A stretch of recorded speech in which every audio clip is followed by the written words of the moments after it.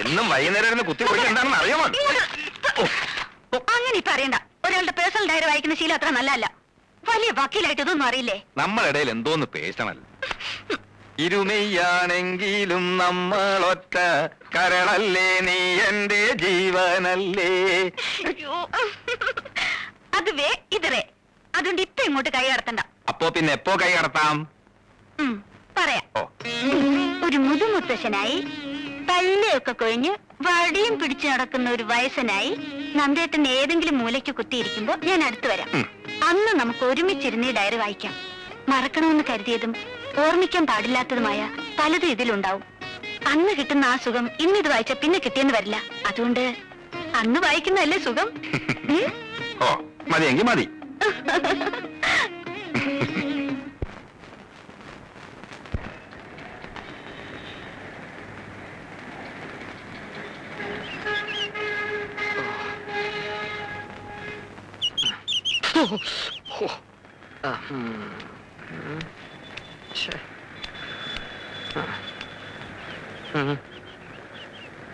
ശിവശങ്കരൻ ചേട്ടൻ? അയ്യോ, ഞാൻ മറന്നുപോയി. അല്ല, ഉണ്ണിത്താനെന്താ ഇവിടെ? വൈഫിനെ വെയിറ്റ് ചെയ്ത് നിൽക്കുക. അവള് മുടിയുടെ തുമ്പൊന്ന് ലെവൽ ചെയ്യാൻ ബ്യൂട്ടി പാർലറിലോട്ട് കയറി. ഇപ്പൊ മുക്കിന് ഇതല്ലേ ഉള്ളൂ. കേറിയിട്ട് ഇപ്പൊ മണിക്കൂർ ഒന്ന് കഴിഞ്ഞു. അല്ല, നന്ദനെ കണ്ടിട്ട് ദിവസം കുറച്ചായി. അവിടെ വിശേഷമൊന്നുമില്ലല്ലോ. തുടക്കത്തിലുണ്ടായിരുന്ന അവസരങ്ങളൊക്കെ മാറി. അവര് സ്മൂത്ത് ആയിട്ട് കഴിയുന്നു. സ്മൂത്തായി തീരുമെന്ന് കരുതിയിരുന്ന എന്റെ ലൈഫ് ഗട്ടറിലുമായി. അല്ല, അതെന്ത് പറ്റി? ഞാൻ ഭാര്യയെ കുറ്റപ്പെടുത്താമെന്ന് കരുതരുത്. ഒരു ഭർത്താവ് മനോഭാവമാണ് അവൾക്ക്. പൂർണ്ണമായിട്ടൊരു ഭാര്യയാകാൻ എനിക്ക് കഴിയുന്നുമില്ല. അതാ കുഴപ്പം. അല്ല ഉണ്ണിത്താനെ, ജീവിതമാകുമ്പോ ചില വിട്ടുവീഴ്ചകളൊക്കെ വേണ്ടി വരും. വിട്ടുവീഴ്ചകളൊക്കെ വേണ്ടി വരും, ശരിയാണ്. ഒന്ന് കുനിഞ്ഞു കൊടുത്താൽ ചാടി തലേ കയറും. ആണത്തം കളഞ്ഞിട്ടുള്ള ഒരു വിട്ടുവീഴ്ചയ്ക്കും ഞാൻ തയ്യാറല്ല. നേമന തറവാട്ടിലേ ഞാൻ. അല്ല പിന്നെ അല്ല, ദേ വരും നമ്മുടെ വസന്തകോവിലം. നമ്മുടെ വസന്തകോവിലേ? അല്ല, നമ്മുടെ. അല്ല, അതേന്ന്. ആണോ?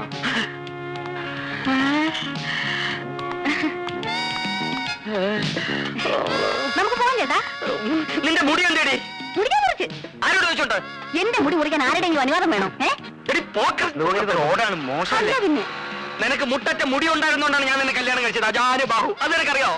അപ്പൊ ഉണ്ണിയായിട്ട് എന്റെ മുടിയാണ് ഇഷ്ടപ്പെട്ടത്, എന്നെ അല്ലല്ലേ? മുടിയും തടിയും ജോലിയും വീട് എല്ലാം ഉൾപ്പെടെ മൊത്തത്തിലാണ് നിന്നെ ഞാൻ ഇഷ്ടപ്പെട്ടത്. ഹോൾസെയിൽ. കല്യാണം കഴിഞ്ഞോടെ മുടി മുറിച്ചേക്കാൻ എനിക്കൊരു നേർച്ച ഉണ്ടായി. പിന്നെ പെണ്ണുങ്ങൾക്ക് മുട്ടറ്റ മുടി വേണമെന്നൊരു സ്റ്റൈലിന് ആണുങ്ങൾക്ക് പറയാം. പക്ഷേ ഇത് നനച്ചുണക്കി ചുവന്നു നടക്കുന്നതിന്റെ കഷ്ടം ഞങ്ങൾ പെണ്ണുങ്ങൾക്ക് അറിയാവോ? അത് ശരിയാ. ഏത് ശരിയാ? എന്താ തന്റെ പേര്? നന്നായിട്ട് കാറ്റ് കയറും. എന്തൊരു വരണ്ട. കഴുത്തി പൂടയില്ലാത്ത കോഴികളെ ഞാൻ എന്റെ സ്കൂട്ടറിന്റെ പിന്നെ കേറ്റാറില്ല. നീ മുടി പോയ സുഖത്തിൽ സുഖിച്ച് റോഡേ നടന്നു വന്നാൽ അവിടെ മുടിഞ്ഞും മുടി തീർക്കും ശവം.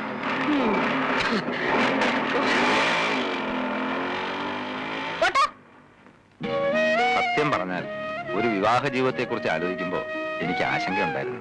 എന്താ ആശങ്ക? കാലം തെറ്റിയുള്ള വിവാഹമാവുമ്പോ വല്ല പ്രേമനിരാശവും പിടിപെട്ട് കെട്ടുപ്രായവും കഴിഞ്ഞു നിൽക്കുന്ന പെണ്ണിനെ കെട്ടേണ്ടി വരുമോ എന്നുള്ള ആശങ്ക. ഇപ്പൊ ഉണ്ടോ? ഇല്ല. മറ്റൊരുവന്റെ ഓർമ്മകൾ മനസ്സിൽ സൂക്ഷിക്കാത്ത ഒരുവളെ ഭാര്യയായി കിട്ടുന്നത് മഹാഭാഗ്യമാണല്ലേ? എന്റെ മനസ്സിൽ മറ്റൊരുവന്റെ ഓർമ്മകളില്ലെന്ന് നന്ദേട്ടൻ എങ്ങനെ അറിയാം? ഉണ്ടോ? ദേ നെഞ്ചിടിക്കുന്നുണ്ടല്ലേ? പേടിക്കണ്ട, എന്റെ മനസ്സിൽ അങ്ങനെ ഒരു കോന്തനും ഇല്ല. സത്യം? സത്യമായിട്ടല്ലേ വിശ്വാസാവൂ? വേണ്ട, എനിക്ക് വിശ്വാസം. നന്ദേട്ടനെ പോലെ ഒരു ഭർത്താവിനെ കിട്ടിയ ഞാൻ എത്ര ഭാഗ്യവതിയാ.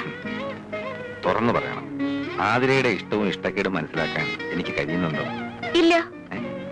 കല്യാണം കഴിഞ്ഞിട്ട് മാസം 3 ആയില്ലേ? എന്നെ ഇതുവരെ നന്ദേട്ടൻ കോടതിയിലൊന്ന് കൊണ്ടുപോയോ? അഡ്വക്കേറ്റ് നന്ദകുമാർ കോടതിയിൽ ഷൈൻ ചെയ്യുന്ന കാണാൻ അദ്ദേഹത്തിന്റെ ഭാര്യയ്ക്ക് കൊതി കാണില്ലേ? അത്രേ ഉള്ളൂ. നല്ലൊരു കേസ് വരട്ടെ, അപ്പൊ കൊണ്ടുപോവാം. അപ്പൊ ഇപ്പൊ വക്കീലിന് കേസൊന്നും ഇല്ലേ? അയ്യോ, ഇപ്പൊ ഉള്ളത് മോഷണം, പിടിച്ചുപറി, അതിർത്തി തർക്കം, ഇതൊക്കെയാ. ഗായത്രി മേനോൻ കൊലക്കേസിന്റെ വാദം തുടങ്ങട്ടെ, അപ്പൊ കൊണ്ടുപോവാം. മണി 12. തൽക്കാലം കേസ് കെട്ടഴിക്കണ്ട. ബെഡ്റൂം അതിനുള്ളതല്ല കേട്ടാ.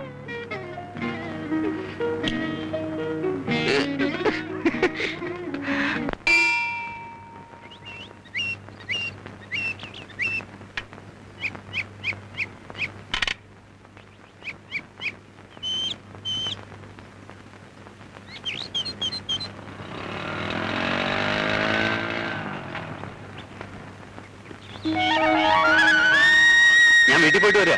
അമ്മ പറഞ്ഞു നിങ്ങൾ ഇങ്ങോട്ട് പോന്നിട്ടുണ്ടെന്ന്. വക്കീലെന്തി?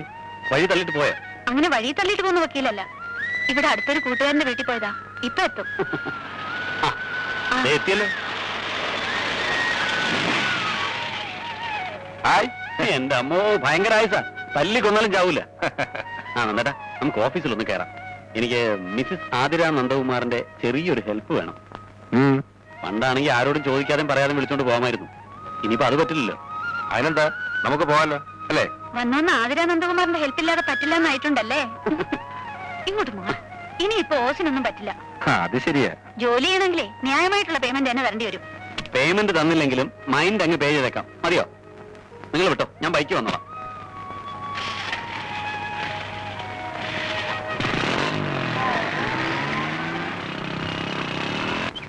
ഉണ്ണിയേട്ടൻ ഇത്ര ധൃതി വെച്ച് എങ്ങോട്ടാ? മരിക്കാൻ കോടതിയിലോട്ട്, അല്ല പിന്നെ എങ്ങോട്ടാ? എന്നെ എന്റെ ഓഫീസിൽ ഇറക്കി വിട്ടിട്ടല്ലേ ഉണ്ണിയേട്ടൻ പിന്നെ പോകുന്നത്? ആ പതിവ് ഞാൻ നിർത്തി. അല്ല പിന്നെ. പോകുന്നത് നിർത്താൻ എന്താ സർക്കാരിന് ആനുകൂല്യമാണോ? ഓ, അതിന്റെ കാരണം എനിക്ക് അറിയേണ്ടത്. കാരണത്തല്ല നീ ഇപ്പൊ പിടിച്ചിരിക്കുന്നു. എടി, ഒരു പെണ്ണിനെ പെണ്ണാക്കുന്നത് അവളുടെ മുടിയാണ്. തൊഴാം വാർ മുടിക്കും മുടിക്കും എന്ന് കവികൾ പറഞ്ഞിരിക്കുന്നത് വെറുതെ അല്ല. നിന്നെ ഈ കോലത്തിൽ കാണുമ്പോ ചില ധീരകൃത്യങ്ങൾ ചെയ്തതിന് ചില പെണ്ണുങ്ങളെ മൊട്ടയടിച്ച് കോടതി കൊണ്ടുവരുന്നതാണ് എനിക്ക് ഓർമ്മ വരുന്നത്. അതിന് ഞാൻ മുഴുവനും കളഞ്ഞില്ലല്ലോ. ഉണ്ണിയേട്ടന് വേണ്ടി കുറച്ച് നിർത്തിയിട്ടില്ലേ? നിർത്തിക്കോ. പരുവുമ്പോ ഞാൻ മൂടോടെ വെട്ടിയെടുത്തോളാം. അതും കൂടി വടിച്ചിറക്കിട്ട് ഏതെങ്കിലും ആശ്രമത്തിൽ പോയി ഇരിക്കടി. പുണ്യം കിട്ടില്ലെങ്കിലും കാശ് കിട്ടും, ഉറപ്പാ. മിണ്ടി പോരുത്. എന്റെ കണ്ണു വെട്ടത്തു പോ. മുടിഞ്ഞവളെ, മുടി കളഞ്ഞവളെ. മുടി കൊടുത്ത പ്രാന്ത് തോന്നാൻ ഇയാൾ എന്തോന്ന് വെളുത്ത ആദിവാസിയാ? സാർ, ചന്ദ്രബാനുവിന്റെ ഫോൺ ഉണ്ടായിരുന്നു. എന്താ? സാറിന്റെ വൈഫിന് പെട്ടെന്ന് എന്തോ സുഖമില്ലാണ്ട് ഹോസ്പിറ്റലിൽ അഡ്മിറ്റ് ചെയ്തു.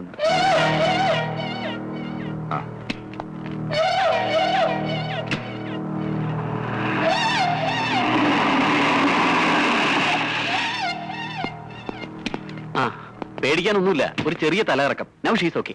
അഡ്വക്കേറ്റ് നന്ദകുമാറിന് ഒരു ജൂനിയർ ഉണ്ടാകാൻ പോകുന്നു. റിയലി?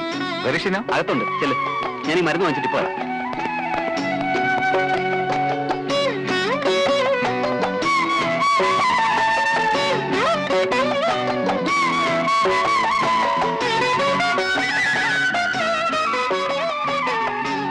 ഉറക്കമാണോ? ഏയ്,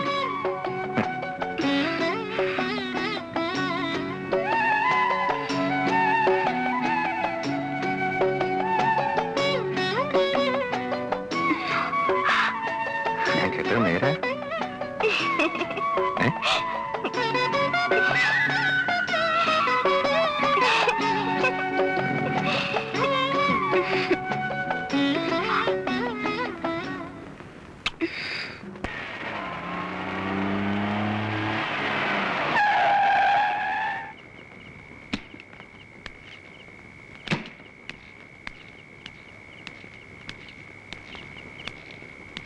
മോൻ അറിയോ ഈ അങ്കിളിനെ? ഇത് പിടിച്ചേ. മോനെ അങ്കിളിന്റെ വക ഒരു സമ്മാനം. സാറല്ലേ? ഇല്ല, പുറത്തു പോയിരിക്കുക. എന്റെ പേര് ഭൈരവൻ. സാറിനെ കാണാൻ ഞാൻ വന്നിരുന്നു എന്ന് പറഞ്ഞാൽ മതി. വരട്ടെ? ശരി. ആ.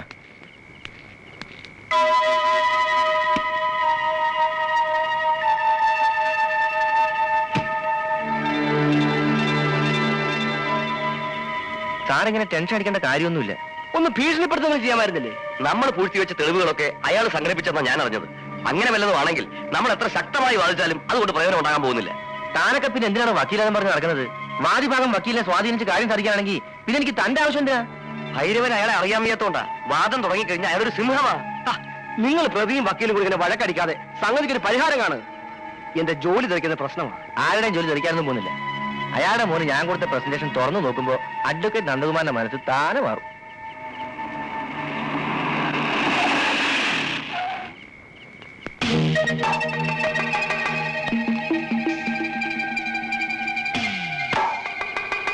കണക്കിന് നോട്ട് കാണുമ്പോ മനസ്സ് മാറുന്ന പബ്ലിക് പ്രോസിക്യൂട്ടേഴ്സ് ഉണ്ടാകാം.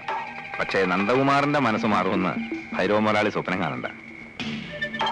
അന്വേഷണോദ്യോഗസ്ഥനും പ്രതിയും പ്രതിഭാഗം വക്കീലും ഒരുമിച്ചിരുന്നൊരു മദ്യപാൻ. കൊള്ളാം. ഹലോ, ഈ സൗഹൃദം കോടതിയിലും കാണിക്കണം കേട്ടോ? ഓക്കെ.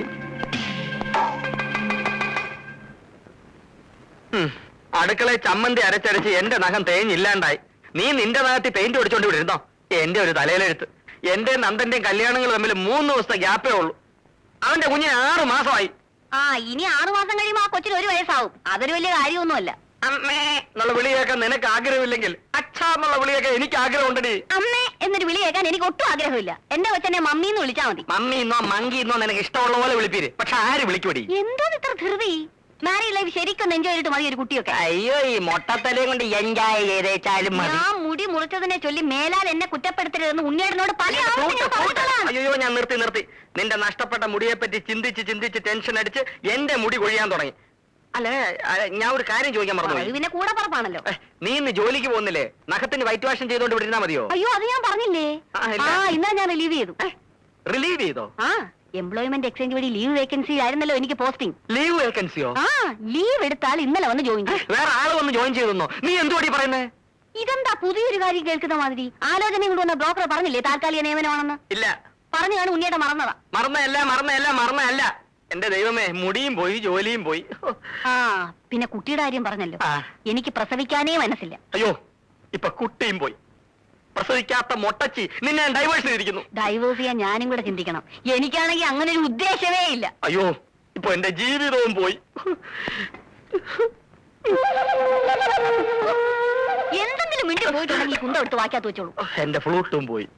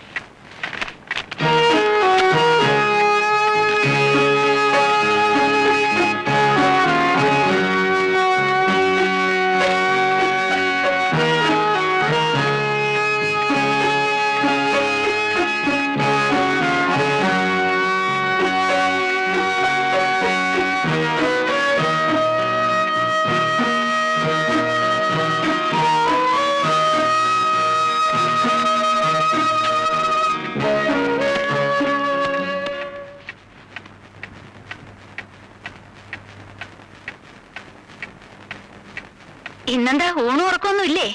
ഞാൻ കുറച്ച് ലേറ്റ് ആവും. ചോറ് ഉടമ്പി വെച്ചിട്ട് നീ കിടന്നു. ഇതെന്തായി കുത്തിക്കുറിക്കുന്നത്? തിങ്കളാഴ്ച ഗായത്രി മീനോൻ കൊലക്കേസിന്റെ വിസ്താരം തുടങ്ങാം. അതിന്റെ നോട്ട്സ് പ്രിപ്പയർ ചെയ്യാം. അപ്പൊ എനിക്കും വരാലോ വിസ്താരം കേൾക്കാൻ? ഓ കൊണ്ടുപോവാമേ. ഇപ്പൊ എന്നെ പൊന്നു പോയി കിടന്നു ഉറങ്ങിയാട്ട്.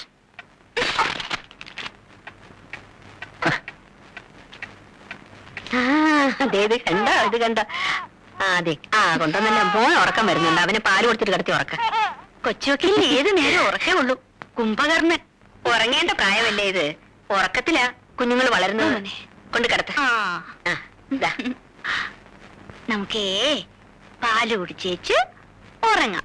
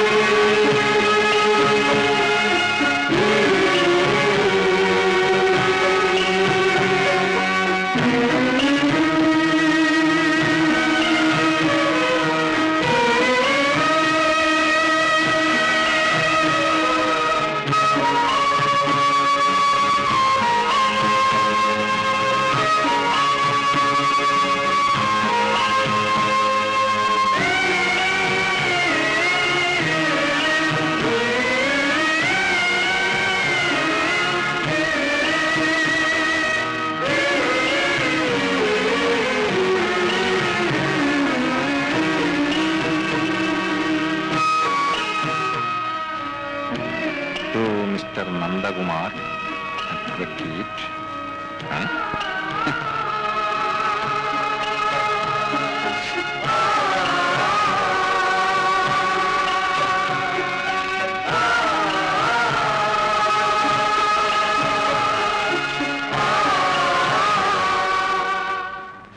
അഡ്വക്കേറ്റ് നന്ദകുമാർ അറിയുന്നതിന് നിങ്ങൾ വിവാഹം ചെയ്യാൻ ഉദ്ദേശിച്ച ആതിരയാണ് ഈ കത്തെഴുതുന്നത്.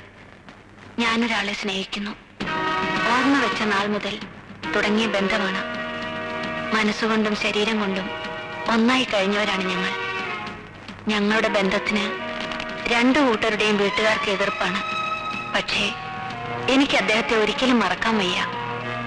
സമൂഹത്തിൽ നിലയും വിലയുമുള്ള നിങ്ങളെ വഞ്ചിക്കാനാവാത്തത് കൊണ്ടാണ് ഞാൻ എല്ലാം തുറന്നെഴുതുന്നത്.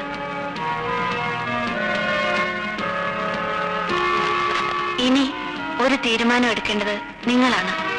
ഈ ആലോചനയിൽ നിന്ന് നിങ്ങൾ പിന്മാറുകയാണെങ്കിൽ അത് ഞാൻ എഴുതിയ ഈ കത്തിന്റെ പേരിലാണെന്ന് ദയവായി എന്റെ അച്ഛനെ അറിയിക്കരുത്. നിങ്ങൾക്ക് നന്മകൾ നേർന്നുകൊണ്ട് ആതിര.